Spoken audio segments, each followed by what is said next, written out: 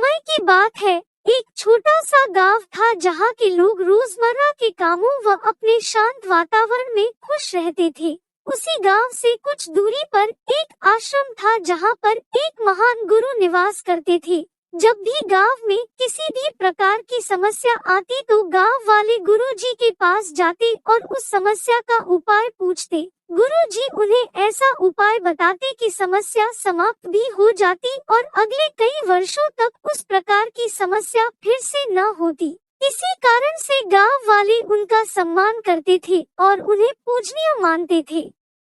इसी प्रकार की बातें व घटनाएं सुनकर कई दूसरे गांव के लोग उनके शिष्य बनने की इच्छा लेकर आया करते थे, लेकिन उन्हें निराश होकर जाना पड़ता था क्योंकि गुरुजी किसी को भी अपना शिष्य नहीं बनाते थे।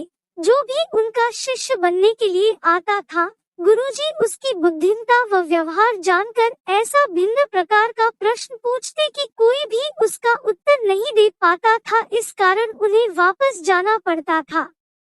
एक बार एक गांव से दो लड़के उनके शिष्य बनने आए। तब गुरुजी ने उनसे कहा कि मैं तुम्हें अपना शिष्य बना लूंगा, लेकिन तुम्हें मेरा एक काम मेरे नियमों के द्वारा करना पड़ेगा। दोनों लड़कों ने गुरुजी की बात मान ली। तब गुरुजी ने एक भेड़ की तरफ इशारा करके कहा कि जाओ, ऐसा स्थान ढूंढ कर आओ जहाँ पर इस भेड़ को मारा जा सके और कोई देखने वाला न हो। तब दोनों लड़के गुरुजी की आज्ञानुसार जंगल में वह जगह ढूंढने के लिए चले गए जहाँ पर भेड़ को मारा जा सके और कोई देख न सके।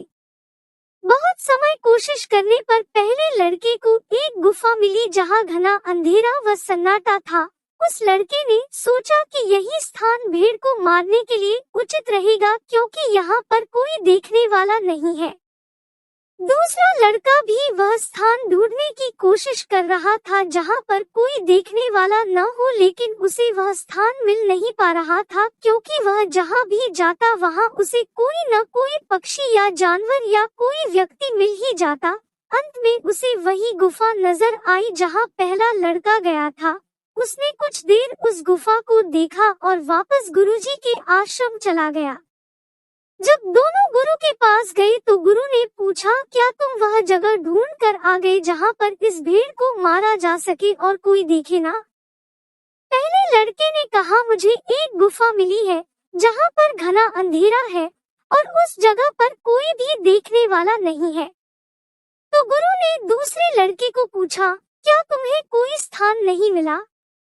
दूसरे लड़के ने कहा, गुरुजी मुझे क्षमा कर दीजिए क्योंकि मैं उस जगह को ढूंढने में असफल रहा जहाँ पर इस भेड़ को मारा जा सके। तो गुरु ने कहा, क्या तुम्हें वह गुफा नहीं मिली?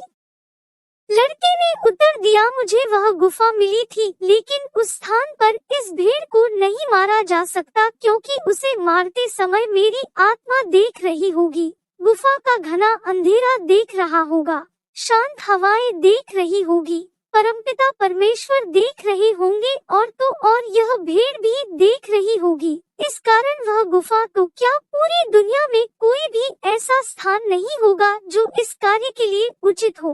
अगर कोई ऐसा स्थान होता भी तो भी आपका यह काम नहीं कर पाऊंगा क्योंकि किसी भी जीव जंतु को मारने का अधिकार किसी को भी नहीं है।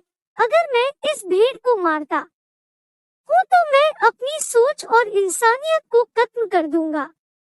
यह बात सुनकर गुरुजी ने उसे अपने गले से लगा लिया और आजीवन उसे शिष्य बना लिया।